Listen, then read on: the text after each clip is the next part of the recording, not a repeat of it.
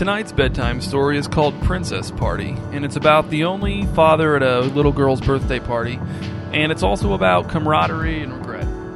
Let's begin. A dozen little girls in cheap, glittery princess crowns chased each other around the Dewarts' backyard, while their mothers stood on the deck, sipping iced tea and chatting. Shawn was the only man present, and he didn't like iced tea. Despite Samantha Dewart's insistence that everyone had to do what she said since this was her house and she was the birthday girl, Shawn's daughter Janine seemed to be having a good time, and Shawn supposed that was all that really mattered. But even so, he was hot and bored and counting down the minutes until he could buckle Janine into the truck and leave. The shrieking from the yard and the shrill laughter from the deck were giving him a pain behind his eyes. A few of the mothers had made an effort to talk to him, but Shawn's sour mood had made interacting with him a chore, and he had quickly been excluded from the general pool of conversation. "Well, hey, another man!" Shawn turned his gaze away from his daughter's pony impersonation, which was creating quite a stir out in the yard, and saw a tall, grinning man in cargo shorts and a baseball cap standing next to him on the deck with his hand extended. He had a bottle of beer, which he must have brought with him, in his other hand. Shawn shook the man's hand and said, "Shawn." "Arthur, we just got here. That one there is mine." He waved his bottle in the direction of the laughing, screaming mob on the lawn, but Shawn couldn't tell which girl he meant. "Mine's the one galloping and neighing," said Shawn. "Pretty girl," said Arthur. "So how'd you get stuck with mom duty, Dad?" "Mom's got a migraine," said Shawn, "and Grandma has allergies, so that leaves me as the birthday party escort." He dumped the rest of his diluted iced tea into the grass and balanced the empty glass on the railing of the deck. Arthur jerked his thumb in the direction of the mothers and said, "This isn't really our crowd. Want to go inside?" "Inside the house?" "Yeah," said Arthur. "I'm good friends with Ray Dewart." "Is Ray home?" "Nah," said Arthur. "Business trip, I think, but he wouldn't mind us relaxing inside where it's cool. He'd want us to." Arthur was already crossing the deck to the sliding glass door, opening it, stepping into the Dewarts' kitchen. As Shawn followed, he looked over his shoulder at Shannon Dewart, but she was in the midst of a story about her most recent car accident, and if she noticed the men going into her house, she didn't appear to mind. Arthur closed the door behind them, muffling the two generations of feminine noise outside. "They keep it like an igloo in here," said Arthur, setting his empty beer bottle in the sink. "But hey, they can afford it, and it sure feels good on days like today, yeah?" The two men walked through the kitchen and into the dining room, where a large table was set with pink plates and forks, and decorated with balloons, streamers, glitter, and piles of fake jewels and chocolate coins wrapped in gold foil. "Where are we going?" asked Shawn. "Living room," said Arthur. "Ball game should be on by now." The living room was spacious and comfortably furnished. A picture of a lighthouse being struck by lightning hung very straight on the wall above the massive television. The gauzy green curtains hanging in the living room's picture window were closed, and they cut the bright sunlight just enough to cast the room in a strange midday dimness.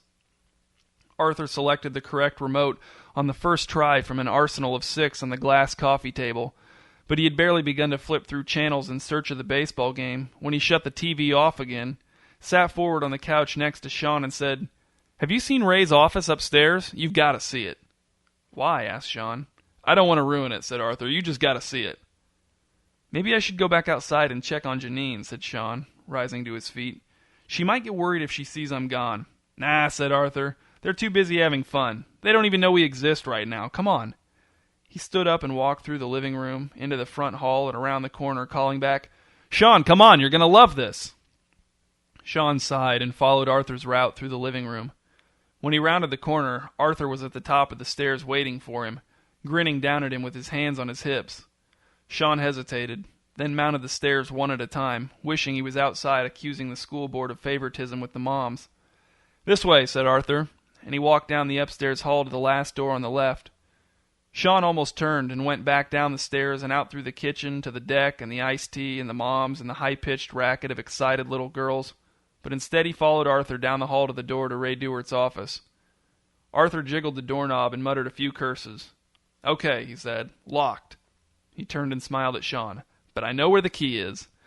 "Hold on," said Shawn. "Really, don't—" But Arthur had already disappeared through another door back up the hall.